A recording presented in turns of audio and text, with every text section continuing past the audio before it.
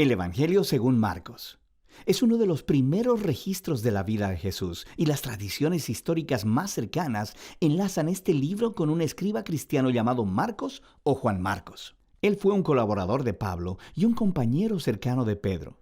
De hecho, un historiador de la iglesia antigua llamado Papías registra que Marcos había recolectado todo el testimonio ocular y las memorias de Pedro y luego las acomodó en este registro. Pero Marcos no reunió al azar todas las piezas, sino que diseñó cuidadosamente la historia de Jesús. En la primera línea del libro, Marcos hace esta declaración respecto a Jesús: principio del Evangelio de Jesucristo, el Mesías, Hijo de Dios. Lo que es interesante es que esta es la única vez que Marcos te dirá lo que piensa. En el resto del libro, él te va a influenciar simplemente poniendo las acciones y palabras de Jesús delante de ti y mostrándote cómo otras personas reaccionan a él. Marcos ha diseñado la historia de Jesús como un drama con 3 actos. El primero sucede en Galilea, el tercero en Jerusalén, y el segundo acto muestra a Jesús en el camino de un lugar a otro, y cada uno de los actos se enfoca en un tema repetido.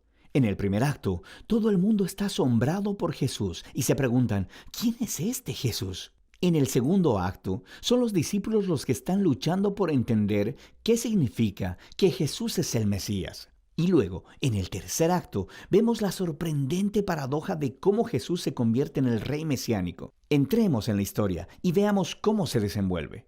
Después de la línea introductoria, Marcos comienza con una cita de los antiguos profetas, Isaías y Malaquías, quienes dijeron que Dios enviaría un mensajero a Israel para prepararlos para cuando Dios mismo venga a rescatar a su pueblo y se convierta en su rey.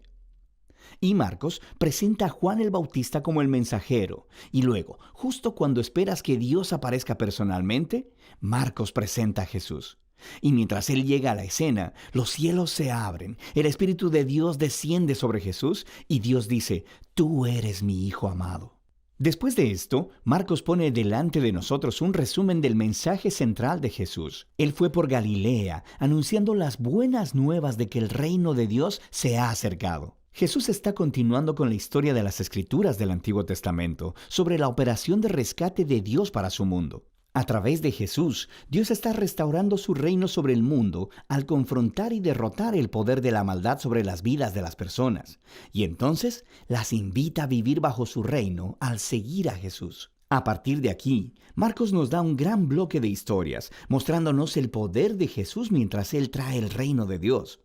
Él va sanando a personas cuyos cuerpos están enfermos o quebrantados, o bajo la opresión de poderes espirituales oscuros. Y Jesús incluso hace algo que, para el pueblo judío, solo Dios tiene el derecho de hacer.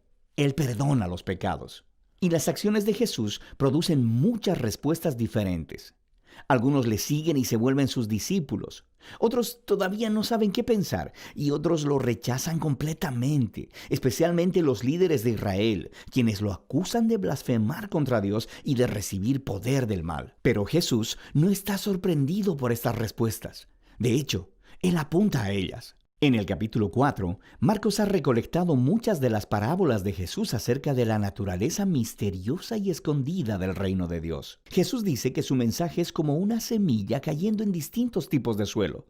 Algunos son receptivos y otros no.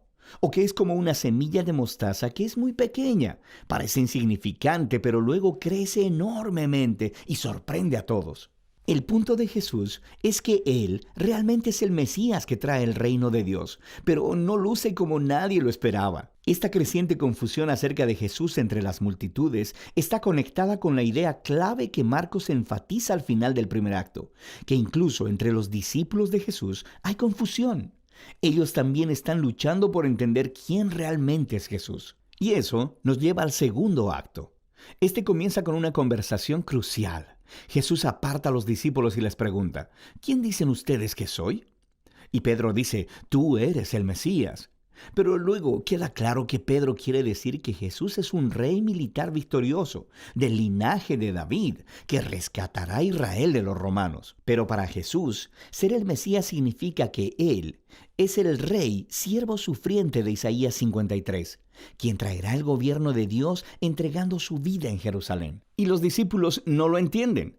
Ellos piensan que seguir al Rey Jesús significa ser famosos e importantes. Y Jesús deja claro que seguirle, en realidad, significa morir, como cargar tu propia cruz. Significa rechazar la violencia, el orgullo y el egoísmo, y entregar tu vida a favor de otros en actos de servicio y amor. Él tiene la misma conversación con ellos 2 veces más. Y todo culmina en la importante declaración de Jesús de que el Hijo de Dios no vino a ser servido, sino para servir y para dar su vida en rescate por muchos.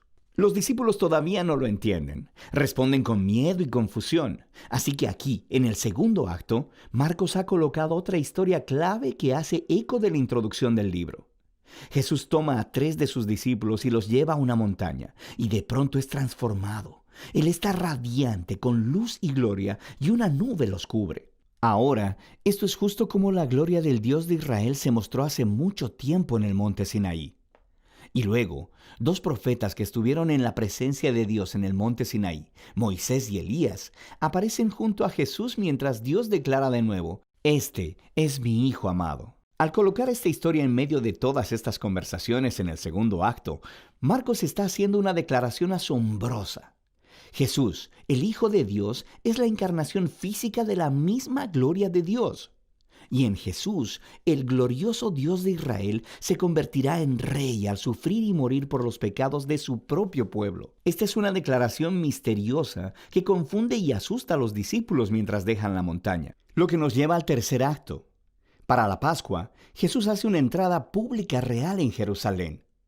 Las personas lo están alabando como el Mesías, y luego Él entra en el atrio del templo y ejerce su autoridad real al sacar a los ladrones y estafadores y deteniendo el sistema sacrificial. Entonces esto inicia una semana completa de debates entre Jesús y los líderes de Israel, condenando su hipocresía. Así que ellos preparan un plan para asesinarlo. Y Jesús le advierte a sus discípulos, prediciendo que Jerusalén y su templo serán destruidos en una generación, y que sus discípulos serán perseguidos como Él, hasta que Él regrese un día a traer el reino de Dios completamente sobre la tierra. Y todo esto lleva a la noche final. Jesús tiene su última cena de la Pascua con los discípulos, una cena simbólica que contaba la historia de la liberación de Israel a través de la muerte del Cordero de la Pascua. Y Jesús toma estos símbolos y les da un nuevo significado.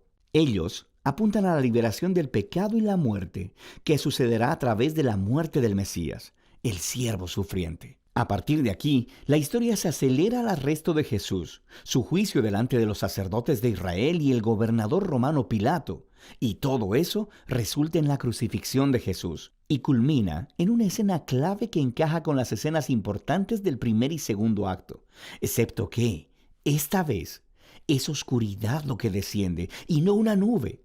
Y en lugar de una voz divina del cielo, se escucha la voz de Jesús clamando antes de morir. Y luego, lo más sorprendente es que es un soldado romano que mira a Jesús morir, el que entiende y anuncia quién Jesús es. Este hombre era el Hijo de Dios. Él es la primera persona en la historia en reconocer la sorprendente declaración acerca de quién Jesús es. Él es el Hijo de Dios crucificado, quien es el Mesías, Jesús de Nazaret, quien murió por sus amigos y por sus enemigos. Después de esto, el cuerpo de Jesús es colocado en una tumba, y en el primer día de la semana, 2 mujeres de entre sus discípulos vienen a la tumba y descubren que la tumba está vacía. La piedra había sido removida. Luego, un hombre angelical les informa que Jesús no está ahí, que se ha levantado de los muertos. Así que les ordena que vayan y les den las buenas nuevas a los otros discípulos. Jesús está vivo y que se encontrará con ellos en Galilea. Y las mujeres están asustadas. Marcos dice que ellas huyeron aterradas de la tumba y no hablaron con nadie porque tenían miedo. Y así es como termina el libro, con los discípulos de Jesús mostrando la misma clase de miedo y confusión con los que concluyeron el primer y segundo acto. Ahora, si miras en tu Biblia, verás que Marcos tiene un final más largo, donde Jesús aparece y habla con sus discípulos, pero seguramente también hay una nota que dice que ese final no es parte del libro original.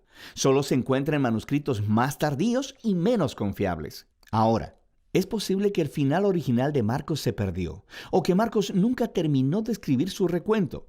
Pero es más probable que este final abrupto sea intencional para resaltar una idea.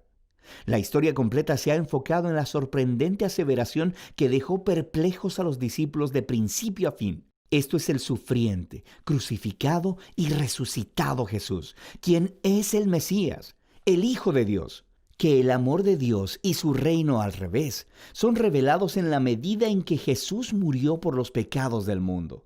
Así que esta historia termina sin una conclusión y te obliga a ti, el lector, a luchar con esta extraña y escandalosa declaración acerca de Jesús. ¿Vas a huir como los discípulos? ¿O reconocerás a Jesús como tu rey y anunciarás las buenas nuevas? Solo tú puedes responder esa pregunta. Y de eso se trata el Evangelio de Marcos.